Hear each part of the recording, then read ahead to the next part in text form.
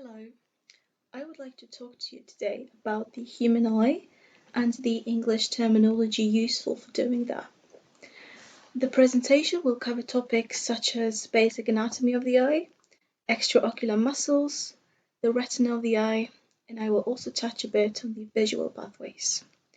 I will present you with the vocabulary on these topics and try to engage you in a few exercises that should help you consolidate your knowledge.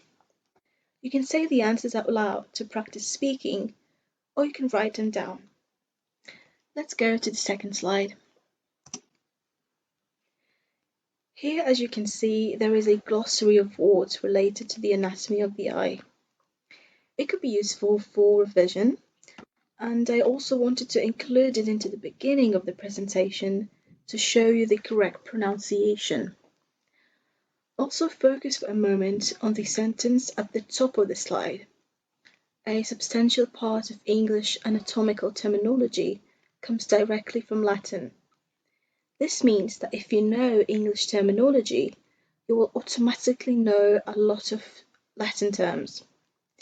Because of that, the pronunciation could be a bit confusing, so please listen. If you wish, you can repeat after me. Lens, cornea, anterior chamber, posterior chamber, conjunctiva, tendon, medial rectus, vitreous humor, optic nerve, retinal artery, central retinal vein,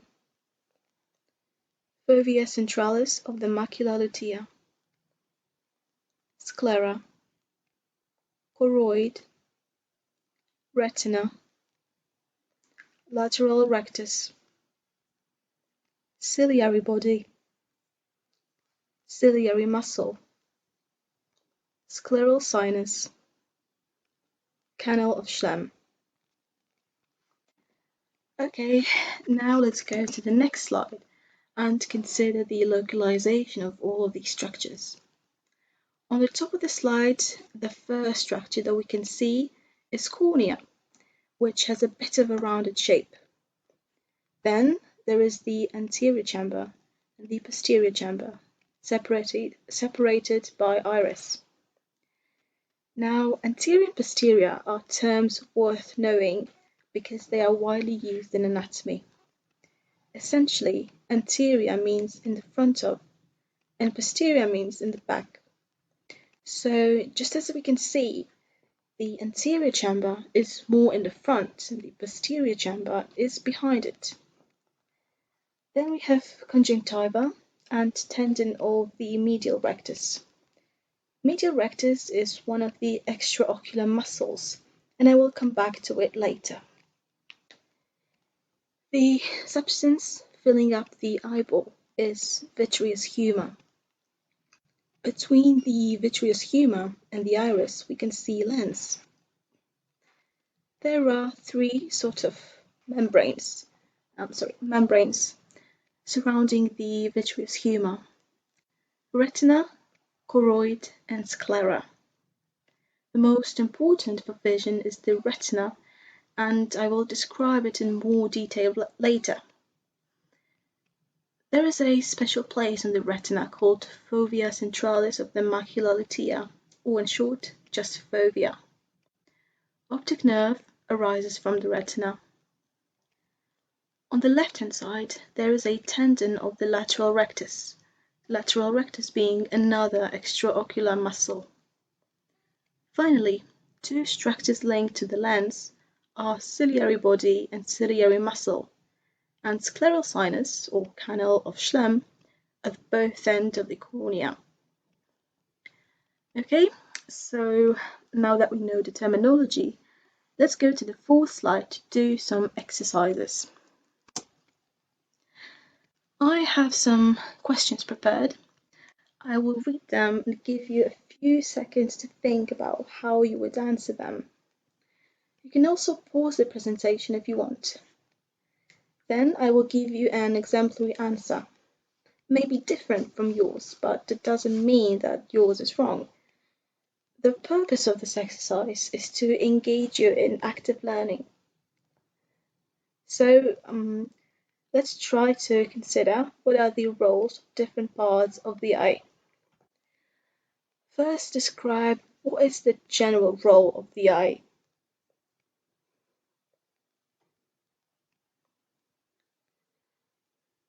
So the general function of the eye is to enable vision, to make us able to see our environment. That was something easy to warm up. Next question. By looking at the picture on the previous slide, describe which parts light has to travel through to land on the retina, in correct order. So I will go back to the third slide.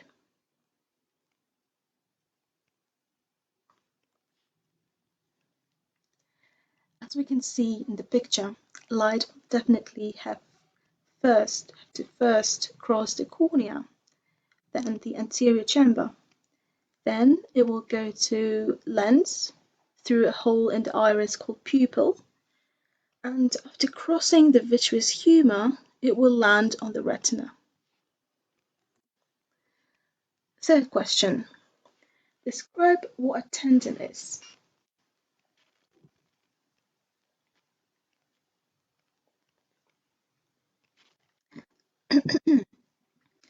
So a tendon is a part of a muscle that links it to bone or another structure, in this case the sclera.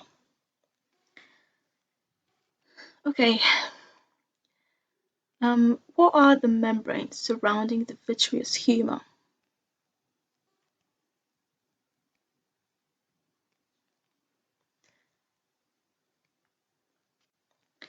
So the deepest layer is retina, then comes choroid, and the most superficial is sclera. Okay, let's go back. The last question may be perhaps the most difficult. Why do people have different colors of iris?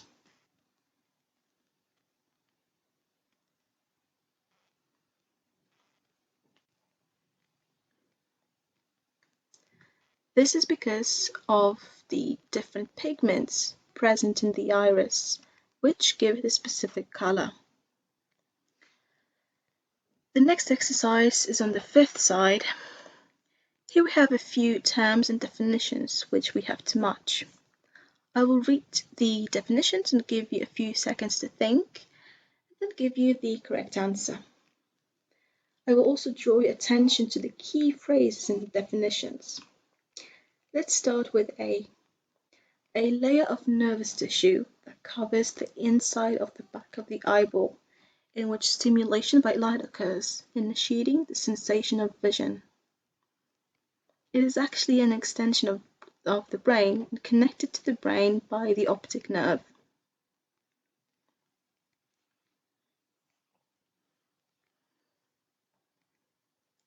Okay, so this is a layer of nervous tissue. This suggests that it could be some sort of a membrane in which stimulation by light occurs, initiating the sensation of vision. This will be, of course, retina. B now. A second cranial nerve which carries sensory nerve impulses from the more than 1 million ganglion cells of the retina towards the visual centers in the brain.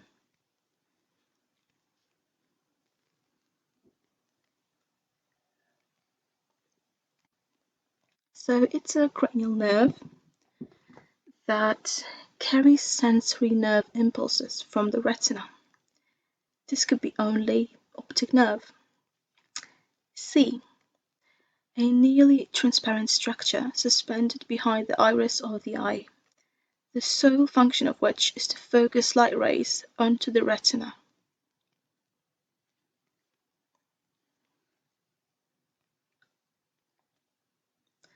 Here, key phrases are suspended behind the iris and to focus light rays onto the retina. So it will be lens. Definition D. A transparent membrane that covers the front part of the eye. It contains no blood vessels. It protects the pupil, the iris, and the inside of the eye from penetration by foreign bodies and is the first, most powerful element in the eye's focusing system.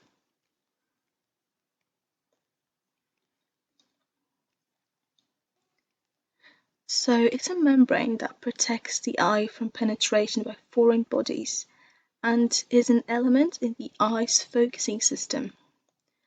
So it is cornea. Now the last definition. The continuation backward of the cornea. It is pierced by numerous nerves and blood vessels. The largest of these holes is that formed by the optic nerve.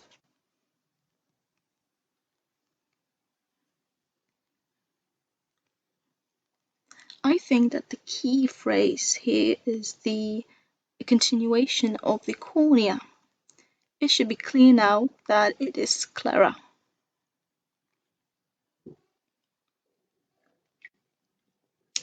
That was the last exercise for the basic anatomy. Now we will move on to another topic, which is extraocular muscles. There are 6 muscles controlling the movement of the eyeball. There is also a muscle responsible for controlling the movement of the eyelid, and it's called sphincter pupillae.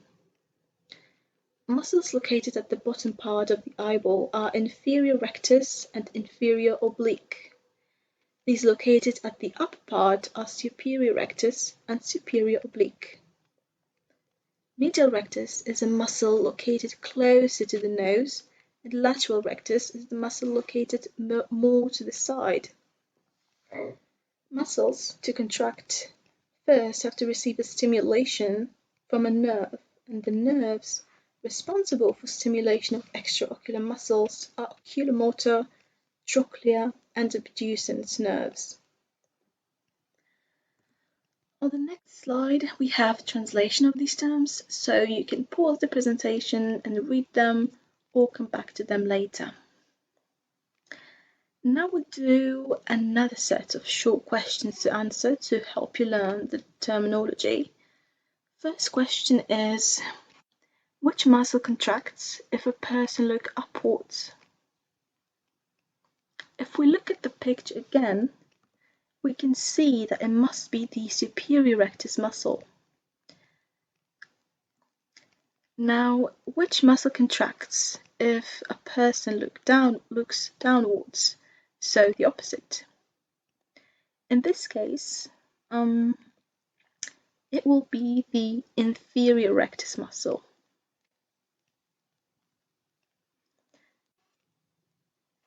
What about if a person looks to the left? That person's left eye will be to our right, so the lateral rectus muscle will contract.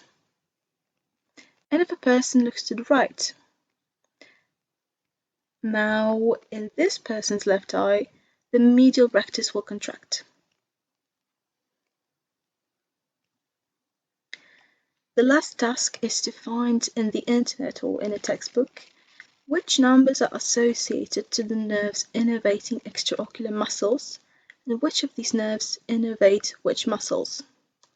I won't give you the answer now because I want you to do a little digging, but you should be able to find that information quite easy.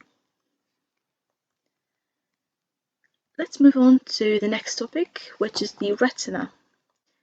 We will consider its structure and cells that could be found there. We shall start with the layers of the retina. The first one is the pigment layer. The pigment layer, the most external layer. Next, there is the photoreceptor layer containing 2 types of photoreceptors, which we'll describe later. Then there is the outer nuclear layer, which contains nuclei. This is the plural form. The singular form is a nucleus. So, nuclei of the photoreceptors. The fourth layer is the outer plexiform layer. Then we have the inner nuclear layer and inner plexiform layer.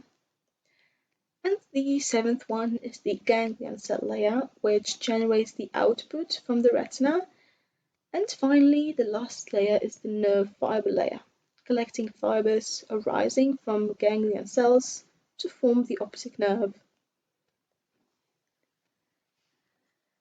In the 10th slide, we focus on photoreceptors, so specialized cells found in the retina which are responsible for replying to light rays by sending an electrochemical impulse.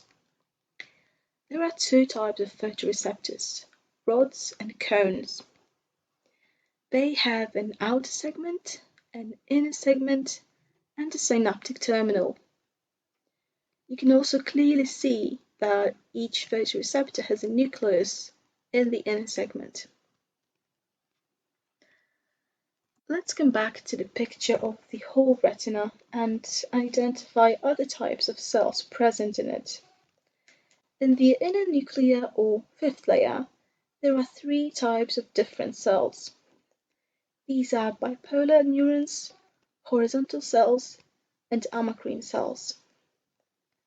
Ganglion cell layer has of course ganglion cells which give off fibers escaping the retina. So here we have another exercise to practice the vocabulary. At this point you know the drill, so let's start with the first question. What part of photoreceptors distinguishes rods from cones?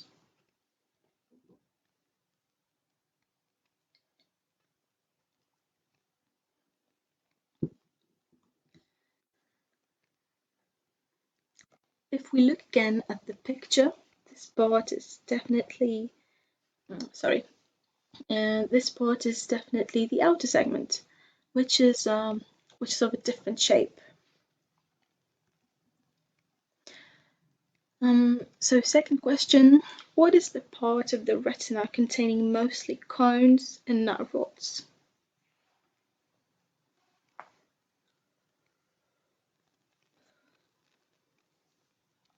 To answer this question, it would be useful to recall what I said when we covered the basic anatomy. I mentioned a special place in the retina called fovea centralis, and it indeed in the vast majority contains cones with almost no rods. Let's move on. What are the types of cells present in retina?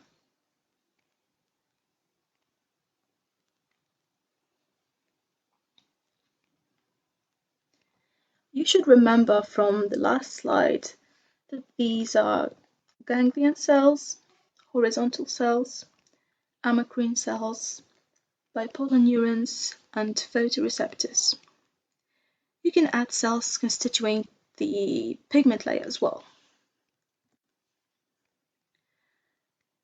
So fourth question on the list goes, what is the name of the retinal layer containing cells from which fibers forming optic nerve arise?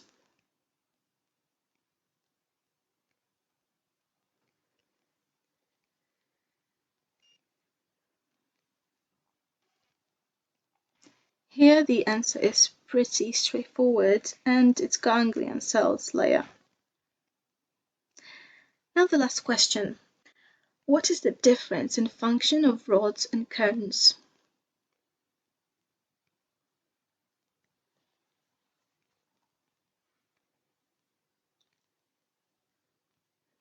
You can remember that from biology. So rods are responsible for vision in the dim light or nocturnal vision, and cones are responsible for vision in the daylight. We'll now do the last topic for today, which is the visual pathways. These are the pathways that the information from photoreceptors has to travel along to get to the processing areas in the brain to enable us to understand what we see. So this information is carried from the retina by the optic nerve, and then half of the fibers decussate, or in other words, cross to the other side. This happens in the optic chiasm. The bundle of fibers behind the optic chiasm is called optic tract. Fibers in the optic tract have various destinations. Some go to hypothalamus, some to pretectum, some to superior colliculus, but most importantly, they go to lateral geniculate nucleus. Okay, so lateral geniculate nucleus. From this nucleus, the information is sent via a bundle of fibers called optic radiation to end up in the striate cortex.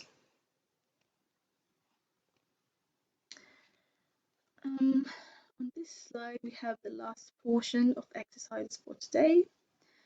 First, let's answer just 3 questions, with the first one being, how many optic nerves are there in the brain?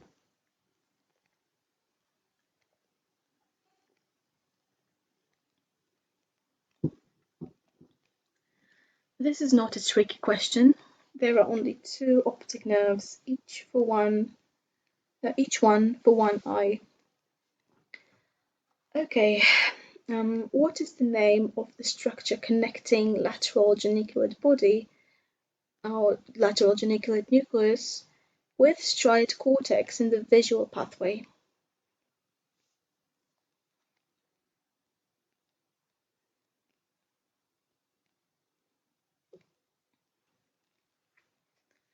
I was talking about this just a moment ago, so you may remember that it is the optic radiation connecting lateral geniculate nucleus with the striate cortex. In which part of the brain is the striate cortex located? Posterior or anterior?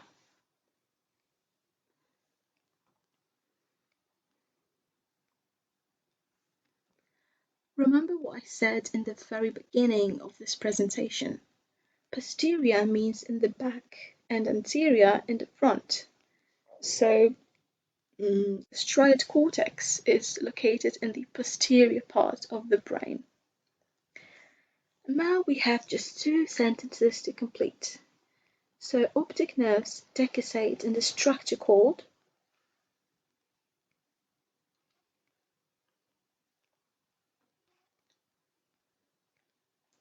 That will be the optic chiasm. As I've said, to decussate means to cross to the other side. And finally, optic tract sends projections to.